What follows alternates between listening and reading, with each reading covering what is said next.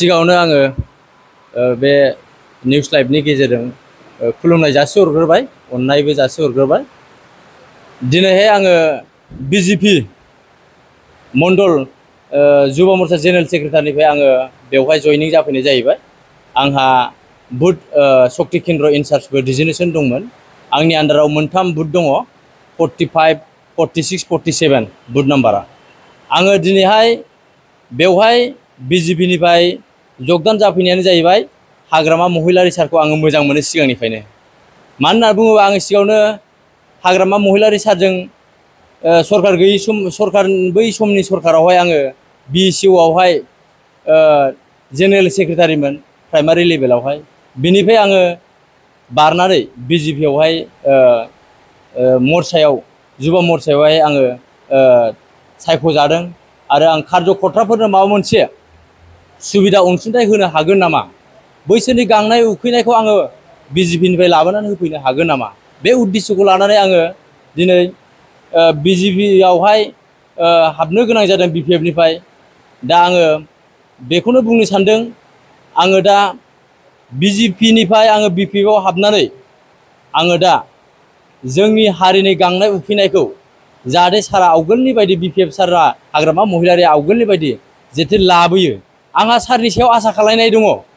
बै समाव दिनै सारा बयनिबो गांनाय उखैनायखौ जेरोखोम सुजिनानै सुफुंनानै होजोबनो हादों, बे हिसाबै नैबे दानि मैथ्रु समावबो देरहानानै सारा जोंनो बयनिबो गांनाय उखैनायखौ सारा होफैनो हागोन। आङो बिजेपिनिफ्राय इउपिपिएलआव हाबैनि खारन उद्देश्यआनो जाहैबाय इउपिपिएलनि माखासे राजखान्थि लिडारफ्रा खुगायावल' गोदै गोदै बुंनानै मानसिफोरखौ जाम्बा जाम्बि बाहायो। जेब्ला बै समावहाय इउपिपिएलआ गामि गामि थांनानै साख्रि होगोन, अरुनदय होगोन, माबा माबि नारा नाथा सरकारि अनसुंथाइ होगोन मागोन होननानै गोदै गोदै बुंनानै इउपिपिएलनि माखासे सेंग्रा सिख्ला जाम्बि जाम्बाफोरखौहाय ओरैबायदि जुक्ति होनानै खोथा होबोदों। नाथाय दा बियो फैलार जाजोब्बाय। मानो होननानै बुङोबा जोंनि गामियावनो इउपिपिएल मानसियानो सरकारि न' मोननाय गैयै, इउपिपिएल मानसियानो अरुनदय न' मोननाय गैयै, इउपिपिएल मानसियानो दिनै आसनि मोननै दङ। दा बेफोर मा जाखो? सिगां समाव इलेक्सननि सिगां समाव गोदै गोदै बुंनानै इलेक्सनखौ बोनानै लांबाय, देरहासारबो जाबाय। आसा खालामदोंमोन पाब्लिकफ्रा माबा मोनसे बे सरकार गोदाननिफ्राय माबा मोनसे मोनगोन होननानै।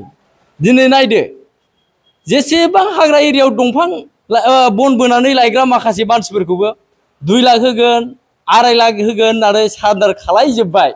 मिजिं खालायनानै आसा खालायनानै बिसोरो सारेन्डार जाजोबदों बेसादफ्रा।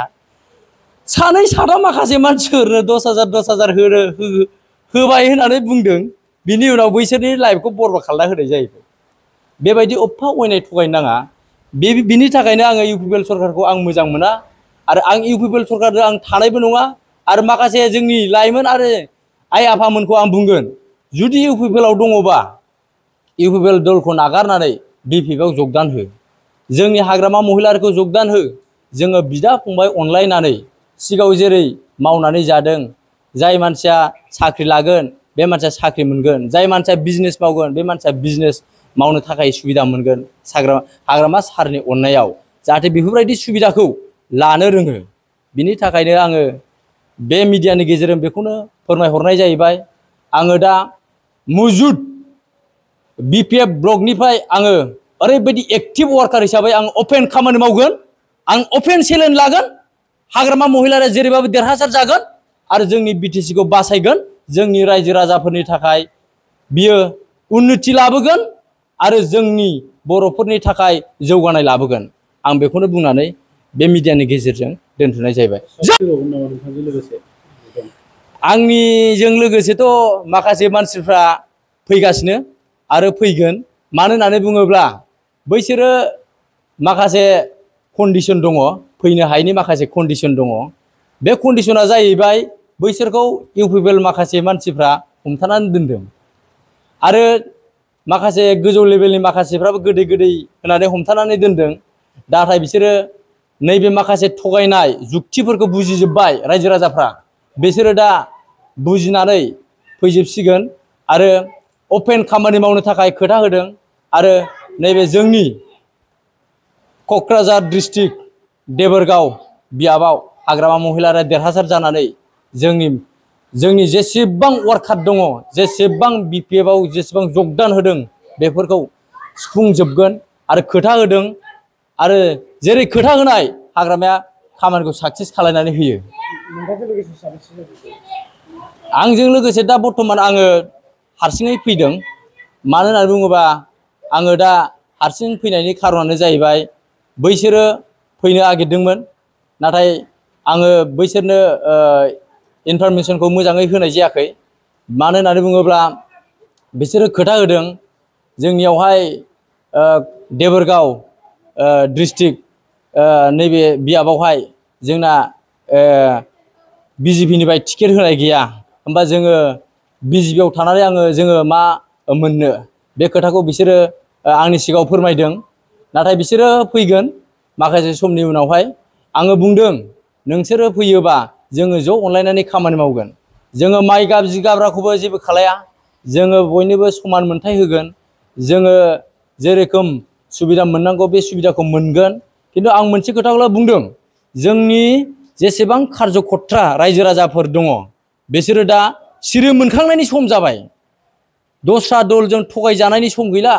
जोंनि बर' हारिखौ गुबुन दोला नाख्रेबनो थागासिनो, जेरोखोम BJP दोलाबो जोंनि माखासे बर'फोरनि रिजनेल माखासे मोनखानाय सम्पथिफोरखौ खोमानो नागिरगासिनो। दा बिनि उद्देश्यआव दङ UPPL। बै UPPLआ जुदि लाइ होआमोनब्ला दिनै BJP आ बेबायदि जानाय नङामोन।